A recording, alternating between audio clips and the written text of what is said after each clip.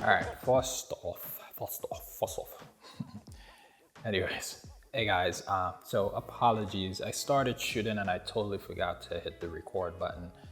But essentially, and I'm not even sure if I'm in focus, I just hit the record button right now just because I just wanted to document this thing that we have going on here. So, and not only for document, yes, for my purposes, so I can remember exactly what I did, how it was set up, how I lit it, etc., etc. And also for you guys to also understand that as well. So essentially what I did for this photo shoot was I had this beauty dish here, was the main light.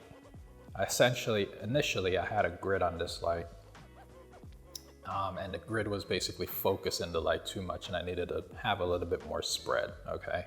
So I took the grid off of this light.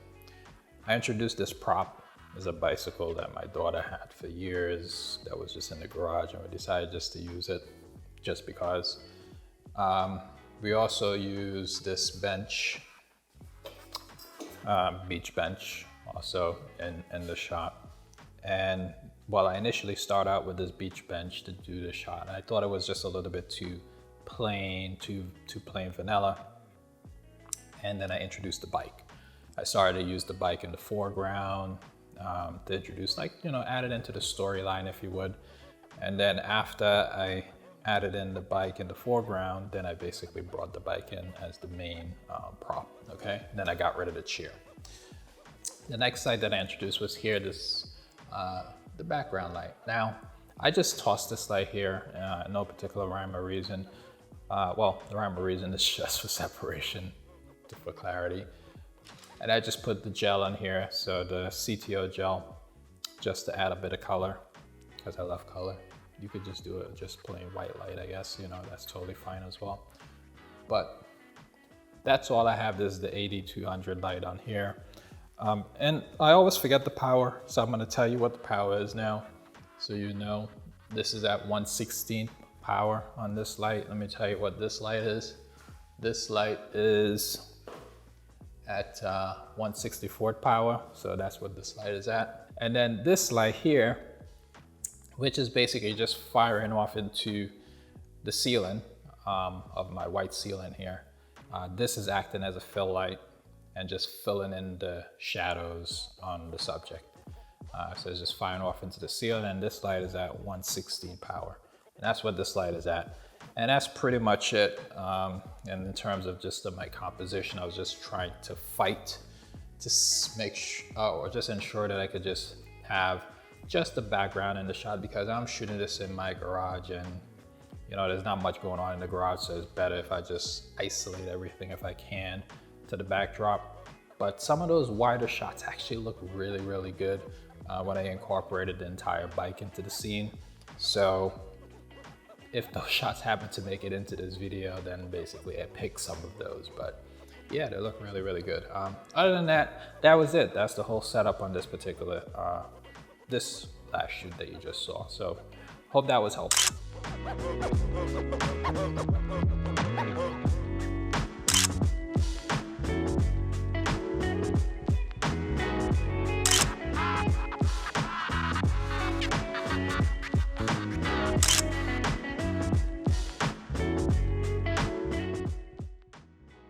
Let me see here. 1, 2. Let me get a test. Is there a test of the background light? All right, much better. Okay. Oh, knees. All right. 1, 2, 3. Oh, hang on. I like the leg part. 1, 2, 3. 1, 2, 3.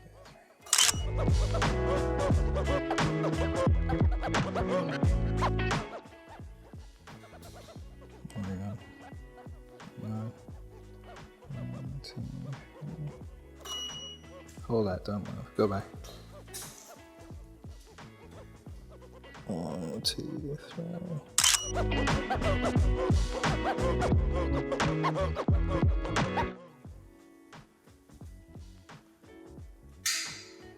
All right, I'm gonna get a couple of these. One, don't move.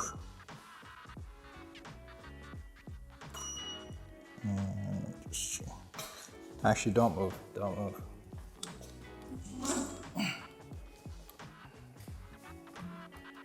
Bring your eyes up, your face towards the light.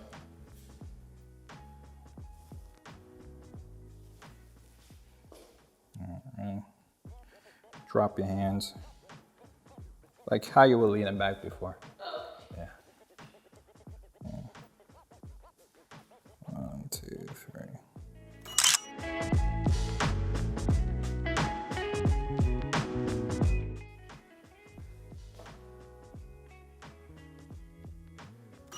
Hang on, don't move, don't move, don't move. Figure that out. Don't move. Alright, let's put this to the eye.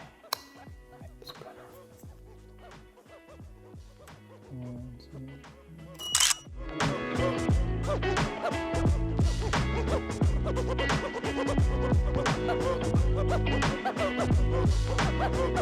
2.